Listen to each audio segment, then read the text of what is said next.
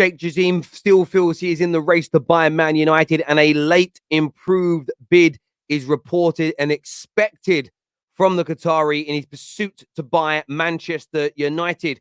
Also taking a look at the news that Kim Min-jae has been offered massive new wages by Manchester United as talks advance.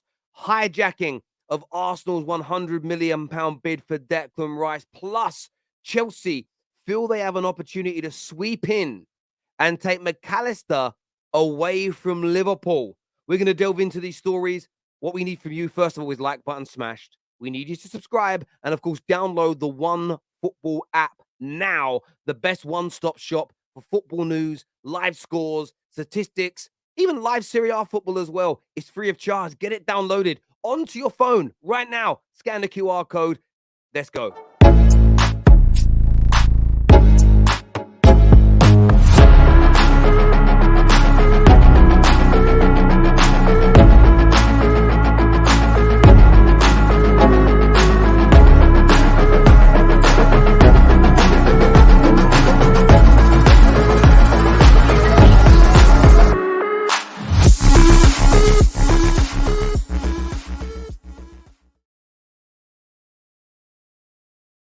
There's a lot of worry and a lot of concern from Man United fans that Sir Jim Ratcliffe is the preferred bidder of the Glazers.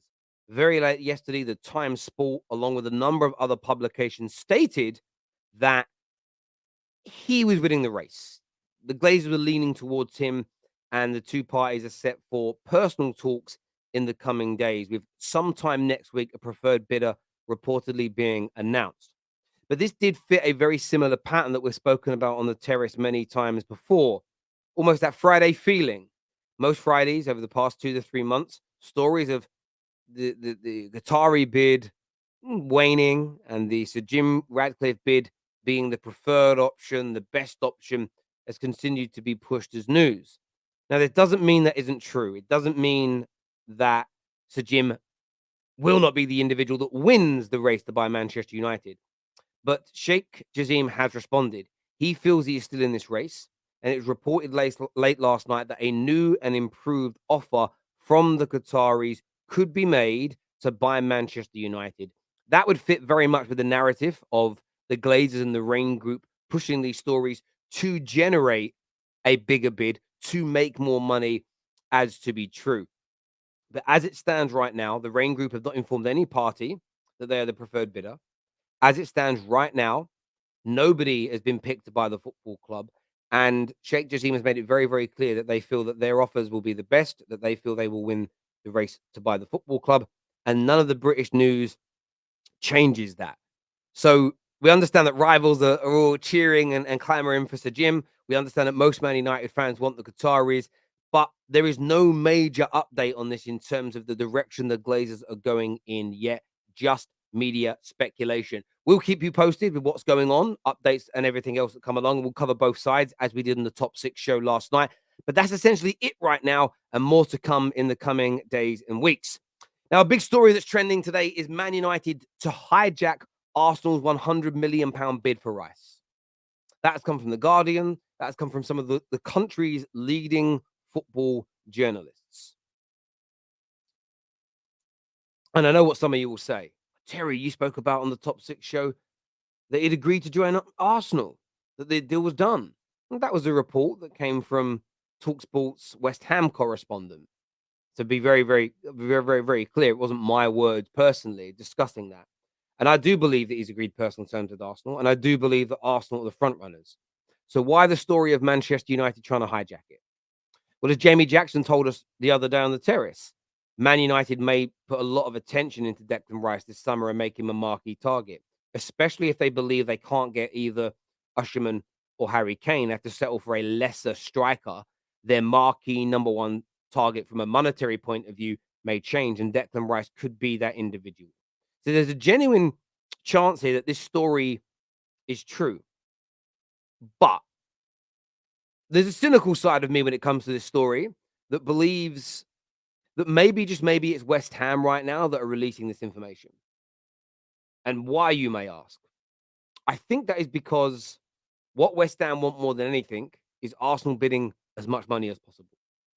I don't think Chelsea are any Chelsea. I wouldn't write Chelsea off 100% in this race, but right now they're not a front runner. There's no Champions League football. Liverpool, can they afford him? Not if you start going above 80, 90 million pounds. Otherwise, why did they pull out of the Jude deal? It wouldn't make any sense unless they were rejected. Man United have got other priorities, in my opinion, monetary wise, namely a striker, maybe even a goalkeeper before they look at a midfield player this summer. So I think Arsenal, as it stands right now, are the front runners. That could also that could change later on down the line. Of course, it could, but they are the front runners right now.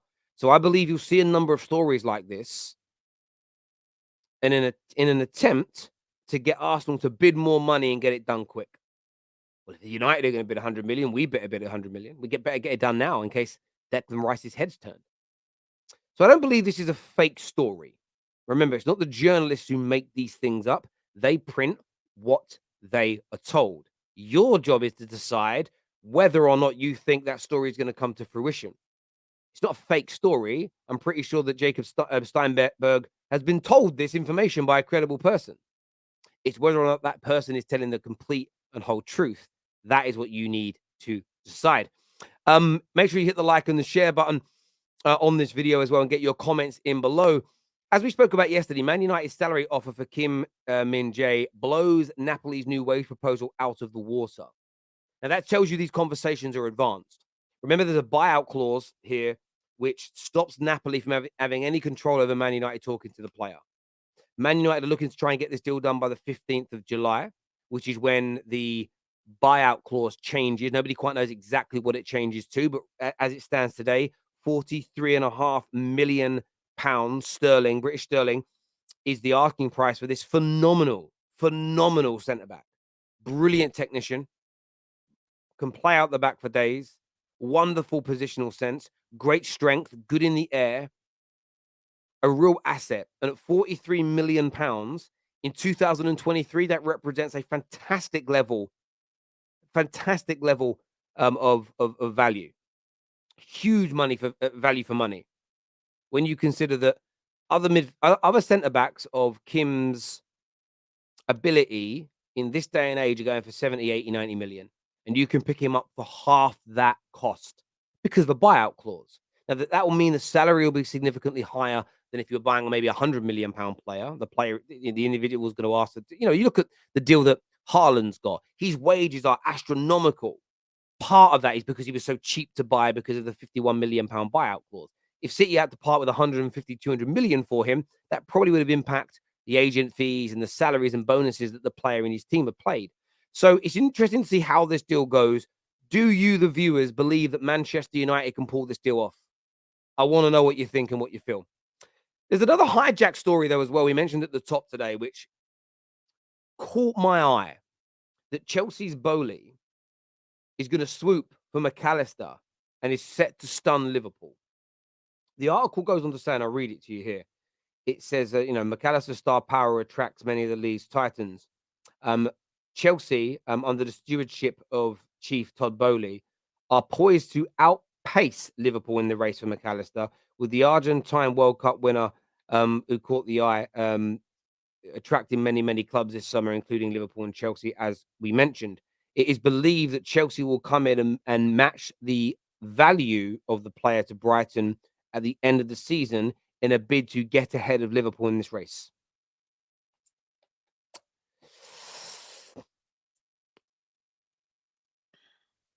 I think it's probably true. I think Todd Boehly will try and do this. But I cannot see, for the life of me, why he would pick Chelsea over Liverpool, barring being offered double the salary, triple the salary. Let's say Liverpool offer him 100 grand a week. If Chelsea come in and go, there's 200, 250, 300, maybe then, because that kind of money over a 5-6 year period is, £100,000 a week is still life changing. That's still 5.2 million pounds per year.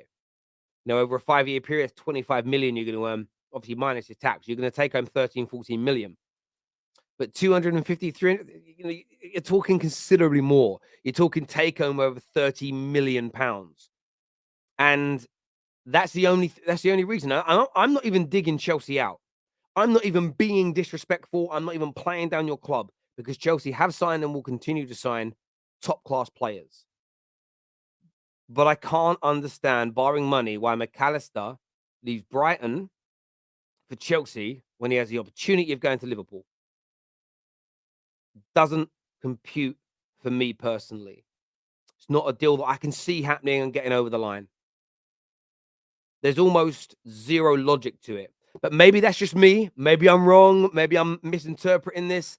I do want to get your take and your views in the comment section below. They may bid. They may offer a contract. I'm not denying that. The story doesn't state, by the way, they'll get him. The story just states Chelsea are going to try and hijack it. But I see this. This man just feels like a Liverpool player to me. Looks like a Liverpool player to me. And all roads point to Anfield. But I want your views. Your views are more valuable than mine. Your opinions are more valuable than mine. Get them into the comment section below. Until next time, take care. Goodbye. God bless. And I'll see you all again very, very soon. Thank you.